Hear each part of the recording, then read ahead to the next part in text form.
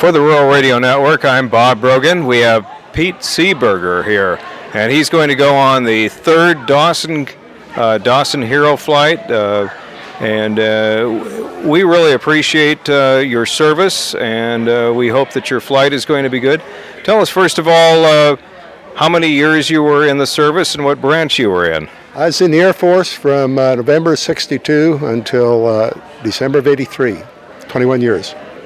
And what are some memories that you have about it?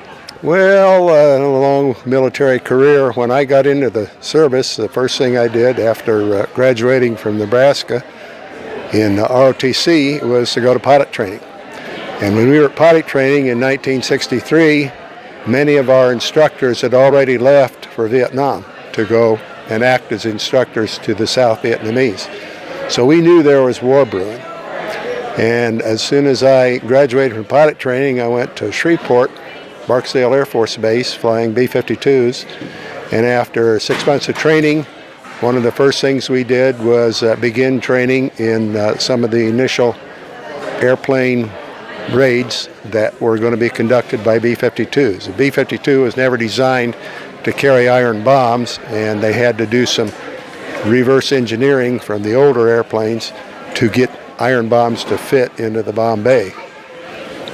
But we did that, and then in spring of 65, Valentine's Day as I recall, we were sent en masse to Guam. And I spent 8 months at Guam in 1965, during which we flew the first 27 raids. That is, I was on 27 raids. And then later, 2 other periods of time in which I accumulated a total of 147 combat missions over Vietnam. But the closest I ever got was 32,000 feet to Vietnam. Because when you're dropping that many bombs, you better be pretty well above it. So then when I came back, I became an instructor and finished my tour. I flew B-52s from 64 until 83, at least 200 hours every year. On this flight that you're taking, what are you looking forward to seeing in Washington, D.C.? Well, in my service, I was never in D.C. The closest I ever got, we flew within 200 miles one time. I was never stationed at the Pentagon, and in 1989, my son and I took a 2-week vacation together, and we took my old pickup and a camper, and we went in to see some of the sites, the Smithsonian and all that, and we did see the Vietnam Wall at that time, and we also saw the Korean War Memorial being built. But we have never seen any of the other monuments, and I thought it was time. Last month, March 15th, I buried my old boss in Rapid City. He was a War II veteran, and he had 35 missions over Germany in 1944, late 44, as a B-17 co-pilot. And he talked about it as long as I knew him, how his memories stuck. So the memories of being in combat stick with you. And I'd like to kind of maybe honor the people whose names are on the wall. Mine isn't there, thank God. But there's a lot of friends who are.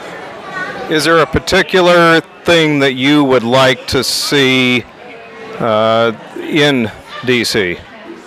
Well, I'd like to be sure the crazy in North Vietnam does not, or in North Vietnam, North Korea does not change our plans. If we get to see the ones that were planned, all of the memorials, I think they'll all be special.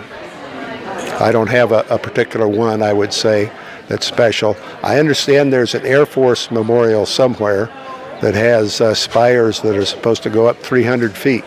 If we can see that, that would be super, but I don't think that's on the list of things that we get to see. I think it's somewhere removed from downtown, and most of these things are downtown, D.C. So.